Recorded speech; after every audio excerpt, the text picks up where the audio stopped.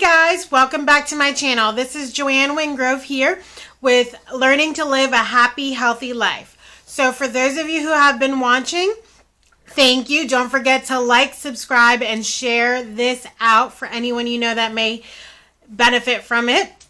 But for those of you who have been tuning along with me, you guys know I am diagnosed with celiac disease and unofficially diagnosed with endometriosis. So today I'm going to talk a little bit about some tips I wish I knew before I started this journey, because I am about to start to get into sharing the nitty-gritty with you guys, sharing some recipes, sharing some things I personally do so that it helps me be successful. So let me start off with being gluten-free. So I wish I knew more before I started going gluten-free. I wish I knew what to stay away from, what are some things to look for, and most of all, I wish I knew not to ingest so much corn. Like, I can tell you guys, I backed myself up from eating too much corn. Sorry for the TMI for some of you who are watching. So corn is actually an inflammatory. And so it's going to wreak havoc in your digestive system. At least that's what it did for me. It backed me up big time to the point where I was like talking to my doctor. I was like, what am I doing wrong? What am I supposed to be doing? And he just suggested a fiber supplement or some sort of laxative. Of course, I didn't do that. I did take a fiber supplement for a while, but the truth is I was eating more than enough fiber. All I ate were fruits and vegetables because I didn't know what I could eat and I knew those were safe. So when I first went gluten-free, I was literally starving myself, guys. Like, I was afraid to eat anything, so I didn't eat at all. And if I did, I would have 1 or 2 fruits or vegetables or a salad. Why I didn't continue to do that, I don't know. But we'll talk a little bit about that as I go on through my journey with you guys. So some things I wish I knew before I went gluten-free was that gluten-free isn't necessarily healthy. So when I first went gluten-free about 11 years ago, it was totally different than what it is now. Back then, they didn't really have much gluten-free pasta. They didn't really have much gluten-free snacks. They didn't have anything. So I had no choice but to eat fruits and vegetables. And as everything progressed, they started making gluten-free desserts. They started making different gluten-free pastas. Now you can find pasta from quinoa, pasta from rice, pasta from corn. Now what I personally eat, I just eat spaghetti squash or these things called miracle noodles, which is made from the kanjuk root plant. So it's all vegetable based, nothing else, no flour, literally just made directly from the vegetable, made into a noodle form. I personally love spaghetti squash. I can eat it all day, every day, but I know some people who are like, that's not really noodles. Well, the miracle noodles made from konjac are probably like the closest thing from noodles. Now, if I make some stir fry, that's something that I typically use. And which leads me to my next thing. When you go gluten-free, make sure to check all the labels. You know, there are things that have wheat, like in soy sauce. So I have to buy a gluten-free soy sauce. And actually, I tend to use coconut aminos because there's no soy in it at all. And if you are diagnosed with endometriosis or anything that's fed by estrogen, you want to make sure that you are not having soy, so avoid it as much as possible. So that's one thing. Another thing is, realize that if you're going to eat out, you're risking the chance of cross-contamination. Now, if you're just eating gluten-free for you, or you're just meaning for your health, for that you want to go gluten-free and not because you have celiac disease, this may not affect you like it affects somebody with celiac disease. So even just using a spoon that was filled with gluten, you know, so like stirring, let's just say my husband pasta with my pasta, just something simple like that can set me off edge, can set me into what I call a gluten attack, you know, which is running to the bathroom, stabbing pains in my stomach, really sick, really weak, just feeling like a truck ran over me. Guys, I lose all of my energy. I am not this energetic person you guys get to see on my videos. So those are some things that to think about. So if you're eating out, realize you can have cross contamination. Another thing to realize is sauces, guys. Sauces are the key things to look for hidden gluten. So ketchup can have gluten. Barbecue sauce can have gluten. Let me tell you, I went to a restaurant, to not be named, and I didn't think about the barbecue sauce. You know, this, mind you, this is like a couple years already being gluten-free. I knew barbecue sauce had gluten. I should have known better, but I didn't ask the waitress to see if their barbecue sauce had wheat flour in it. Now, you can thicken barbecue sauce with cornstarch or anything else but wheat flour, but that's typically what they use. So they used wheat flour. I ate this, can't remember if it was chicken breast or ribs, and I got so sick, guys. I was so sick for days. I didn't know why until I realized, well, I got sick after I ate at that restaurant. So I looked up their barbecue sauce, first ingredient, wheat flour. No wonder I was so sick. No wonder I couldn't shake it off. You know, so that's something to pay attention to. If you are having salads, pay attention to your salad dressings. Your salad dressings can have gluten. I tend to stick with vinaigrettes. They are usually your safe bet.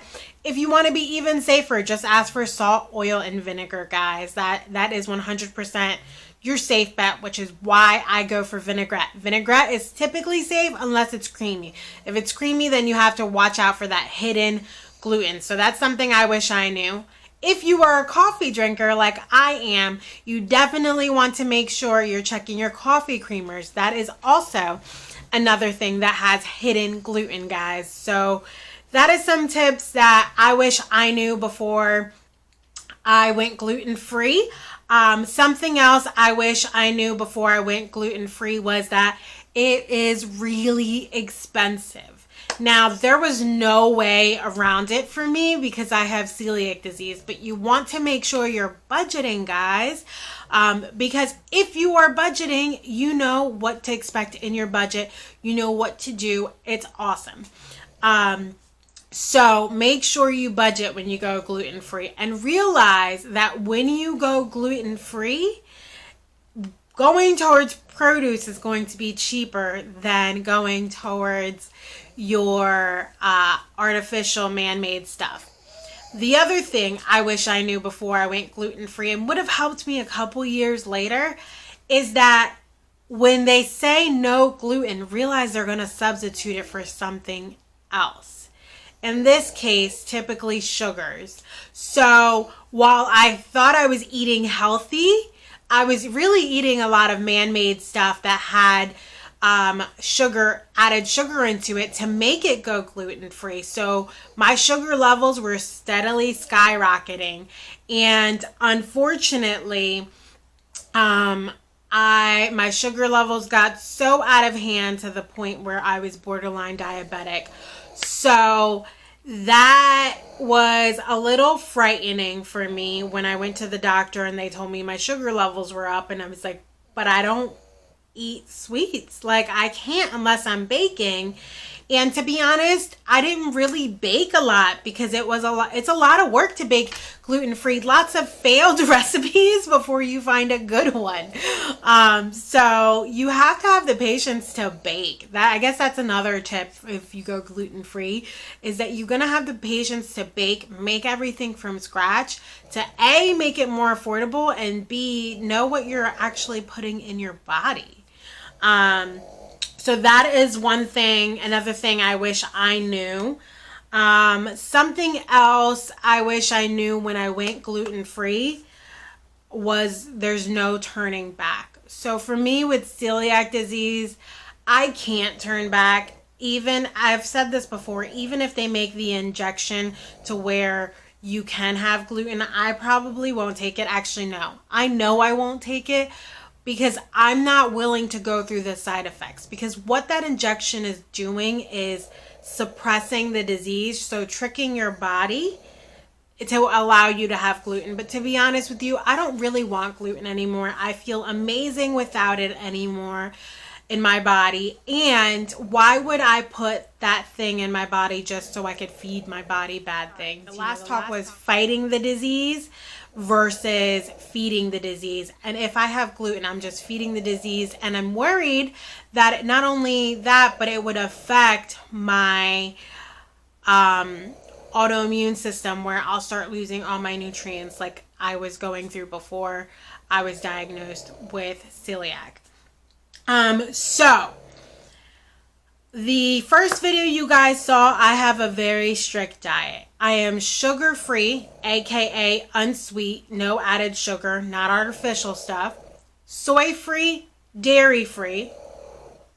I'm still struggling with that. I still cheat on that, but I'm going to make it at some point to be 100% dairy-free because that's the way I'm supposed to be. Dairy-free and gluten-free. So, one thing I absolutely wish I knew before starting this was that I would go through detox. So what is detox? That's a good question. You guys are going to have to tune back in to find out what detox looked like in my body and how that can help you. And I will talk about some toxins. So realize that when you go through detox, that it doesn't feel very nice. It feels like you're dying. And when you go through detox, realize that it's okay. It's going to take time. You know, if you've been feeding your body toxins for, you know, example for me, 28 years, it's not going to happen overnight. You're going to feel really crummy. So you're going to feel really crummy before you feel better. Your face is going to break out really, really bad. You're getting all the toxins out. I should say, if you're prone to breaking out, I am. So my face would break out really bad. I would constantly be in the bathroom. And again, I will talk a little bit more about detox in another video. But some things I wish I knew before I changed all my diet was take it slow. I'm going to repeat that because I need you guys to realize. Take it slow, guys. It is not a race to health. Do little by little. You know, if you're going to do everything I did, you know, start off with taking soy out. You'll be amazed at how many things actually have soy. I was super shocked. You know, then take out your dairy. Dairy's the hardest for me. And like I said, while I'm 99% dairy free, that 1% in me still wants that dairy. Now, in my case, I'm allowed to have goat cheese and anything not made from a cow or anything imported from Europe because their process of cheeses is a little bit different than ours. Those are things I wish I'd researched where I could find those cheeses and things like that, because that is something that I tend to go towards. I love cheese, and if you're keto, fats are a big thing and cheese was a big thing. However, I did keto differently. I did it very healthily, and I'm going to tell you later what set me up for failure and what set me up for success. So stay tuned for that video as well. something, the next thing you could take out is if you want to take out sugar. If there's anything at all that you take out of your diet, I will say is sugar. And I will do another video on how sugar affects the body and how I could tell when I had sugar the difference of what my days looked like and how awful it was when I did have sugar. It is a very painful thing to put back into your body. So, for example, for me, I used to have chronic joint pain. My bones and everything would hurt so bad I couldn't even roll over in bed.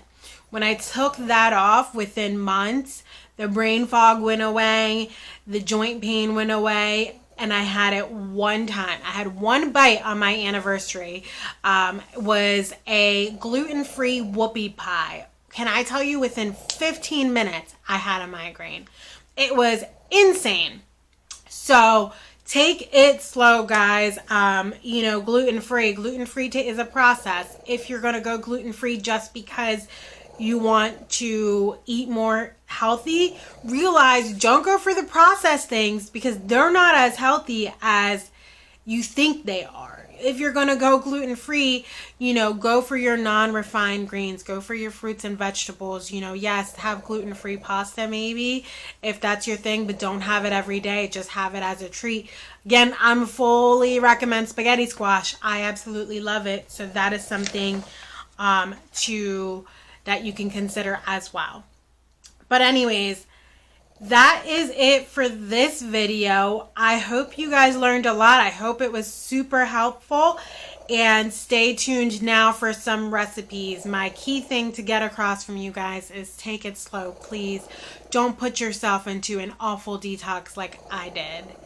Alright guys, hope you like, share, and subscribe to this video.